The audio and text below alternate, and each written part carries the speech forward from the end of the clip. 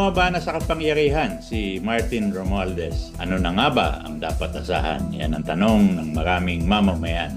Wow! Ang una nating dapat asahan, natural, yung investigasyon sa mga binibintang kay Martin Romualdez. Kung may kasalanan, di parusahan. Kung wala namang mapapatunayan, ay dapat natin siyang hangaan sa kanyang ginawang pagbibitiw sa pang-apat na pinakamataas na posisyon sa bansa. Wow! Isa po tayo sa masusing nanawagan sa pagbibitiw ni Martin Romualdez bilang House Speaker. Magmula po yan noong September 8, kung saan sa investigasyon ng Senate Blue Ribbon Committee, ang mag-asawang Diskaya ay nagpresenta ng kanilang testimonya na may written affidavit kung saan isa si Martin Romualdez sa mga pinangalanan na tumatanggap ng kickback mula sa mga public works project na ginawa ng mga Diskaya. Woo! Medyo pinupunto lang natin doon na parang kulang ang presentasyon dahil wala naman talagang naipakitang ebidensya, pero maliwanag, may bintang. Wow! Noong pong September 9, isang araw pagkatapos ang paglalahad ng mga Diskaya sa Senate Blue Ribbon Committee, gumawa po tayo ng column article kung saan ang titulo nito ay nakalagay, Martin Romualdez could succeed where Chis Escudero failed. He should step down voluntarily as House Speaker. Woo! Babasahin ko in part yung column na yun. After his name has surfaced in connection with the alleged kickbacks from the flood control projects and budget insertions, Romualdez doesn't have much choice. Some people are even calling Congress under his leadership as the biggest criminal syndicate in the country. Woo! How can you solve a problem like that? Wow! Resigning could allow Romualdez to avoid further reputational damage, shield President Marcos from political fallout, and reframe his exit a sacrifice for institutional integrity. Wow! So yun po yung column natin. One day after siya, si House Speaker Romualdez ay nabahiran sa pandinig ng Senate Blue Ribbon Committee.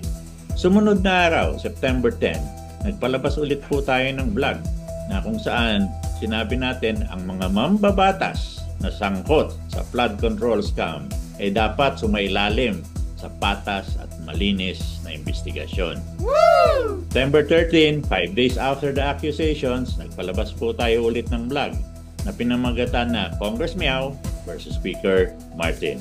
At inulit natin ng mabibigat na dahilan na dapat konsidera para bumaba na si Martin Romualdez bilang House Speaker. Woo! Ngayon, September 17, o siyam na araw mula nang siya ay paratangan ng formal may affidavit testimonya sa Senate Blue Ribbon Committee, si Speaker Martin Romualdez ay bumaba na sa pwesto. Hindi pala siya kapituko. After deep reflection and prayer, I have made a decision today with a full heart and a clear conscience. I tender my resignation as Speaker of the House of Representatives. Wow! Ang pinakita dito ni Martin Romualdez na ayaw lang aminin ng mga DDS ay delikadesa. Woo! O kung ayaw nila yung word na delikadesa kasi masyadong malinis yan para ibigay sa kalaban nila. At least ang pinakita dito ni Martin Romualdez ay pagiging disente. Wow! Yung may akusasyon na mabigat, tas bababa ka sa kapangyarihan. Mapapasana all ka nga sa ginawa ni Martin kung tutuusin. Wow! Itong mga kritiko ni Martin Romualdez, lalo ng mga DDS, ay mas mabuti kung di na natin papansinin yung mga reaksyon nila pagkatapos ma-anunsyo na nag-resign na si Martin Romualdez ay wala na sa hulog. Woo! Mananawagan ng mga DDS na bumaba sa kapangyarihan si Romualdez. Tapos nung bumaba na, ang dami pa rin sinasabi. Woo! Ang dapat pagtuunan ngayon ng pansin ng mga DDS o lahat na nagpapanggap na nakikipaglaban sila sa corruption, manawagan na lahat ng opisyal na may bahid, may kaso, may ebidensya, ay pababain na sa kapangyarihan. Woo! Ang problema, hindi magawa ng maraming DDS yan Dahil yung kinakampihan nila ay may bahid ng korupsyon. Hindi naman yan madi-deny. Woo! So dapat ba natin silang seryosohin? Dapat ba natin silang pansinin? Wow. So ano na nga ba ang susunod? Sa puntong ito, kapag resign na si Martin Romualdez bilang Speaker of the House of Representatives, kailangan isubmite na niya ang sarili niya sa isang investigasyon.